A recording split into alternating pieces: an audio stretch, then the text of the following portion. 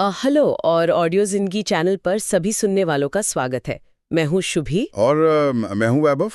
आज का ये डीप डाइव सच में काफी माइंड ब्लोइंग होने वाला है। हाँ मतलब सोचिए ना, क्या एक रात में किसी देश को सीधे 15 साल पीछे यानी पाषाण युग या वही स्टोन एज में भेजा जा सकता है? सुनने में तो किसी हॉलीवुड मूवी का प्लॉट लगता है।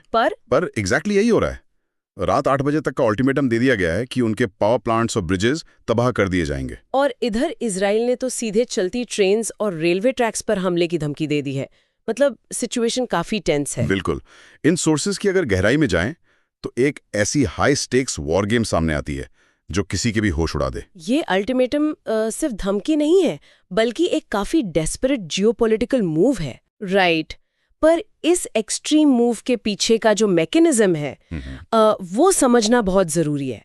क्योंकि सोर्सेज के हिसाब से यूएस ने अपने एक गिरे हुए पायलट को, जो एक WSO यानी वेपन सिस्टम ऑफिसर था, उसे बचाने के लिए 155 एयरक्राफ्ट्स भेज दिए, जिसमें 4 बॉम्बर्स थे और 64 फाइटर्स थे। हाँ, मतलब एक सिंगल पायलट के लिए इतना मैसिव मिलिट्री रिस्पॉन्स। हालांकि एक मीडिया लीक ने इस ऑपरेशन को खराब कर दिया, पर इतना डिस्प्रोपोर्शनेट रिस्पॉन्स। असल में ना, ये सिर्फ एक पायलट को बचाने की कोशिश नहीं थी, बल्कि अपनी ताकत का दिखावा था। क्योंकि डिप्लोमेटिक लेवल पर इस वक्त यूएस प्रेसिडेंट काफी आइसोलेटेड हैं। ओह अच्छा, तो एलआई साथ नहीं दे रहे हैं? बिल्कुल नहीं।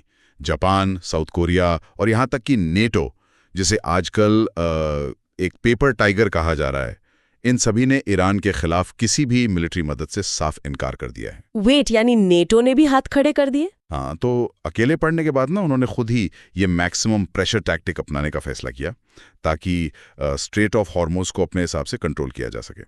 ये उनका एक मास्टर स्ट्रोक था। ये तो काफी एक्सट्रीम सिचुएशन है।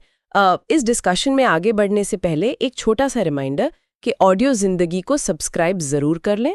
और हाँ, बिजनेस और एडवर्टाइजमेंट वगैरह के लिए डिस्क्रिप्शन में दिए गए ईमेल और इंस्टाग्राम लिंक पर जरूर कांटेक्ट करें। तो वापस आते हैं अपने डीप डाइव पर। अगर यूएस इतना बड़ा फोर्स प्रोजेक्शन कर रहा है, तो सामने वाला देश कैसे रिएक्ट कर रहा है?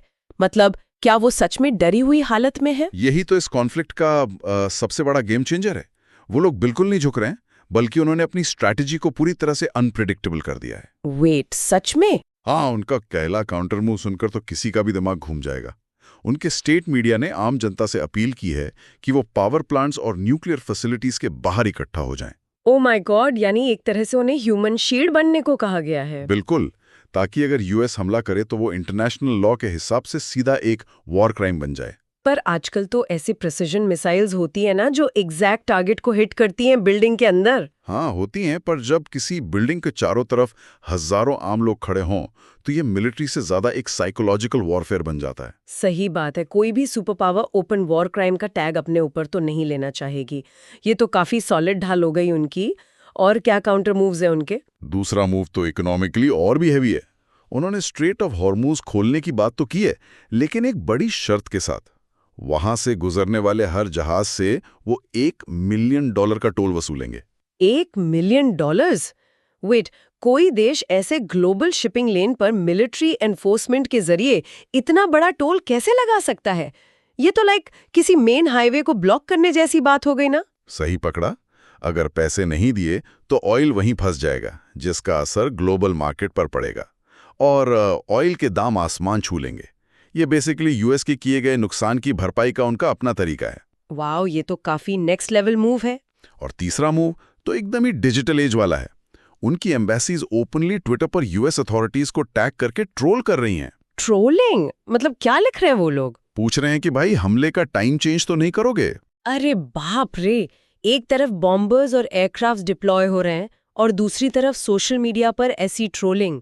ये तो पावर प्ले अब डेंजर जोन में जा चुका है। और इसका असर न सिर्फ स्टेटमेंट्स तक नहीं है।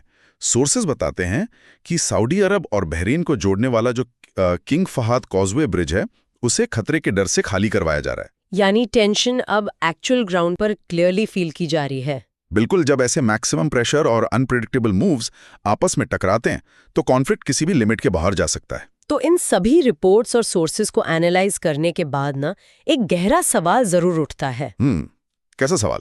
यही कि जब किसी देश की आम जनता खुद को पावर प्लांट्स के आगे एक ह्यूमन शील्ड बना लें, तो क्या मॉडर्न वॉरफेयर में सुपर पावर्स अपने मिलिट्री गोल्स और मास सिविलियन कैजुअलिटीज के बीच कोई फर्क कर पाएंगी? ये सच में सोचने वाली बात है। या फिर नए दौर की इन कॉन्फ्लिक्ट्स में इंसानी जान सिर्फ एक कोलैटरल डैमेज बनकर रह जाएगी? ये एक ऐसी थॉट है जो आगे आने वाले ग्लोबल कॉन्फ्लिक्ट्स को लेकर किसी को भी सोचने पर मजबूर कर सकती है।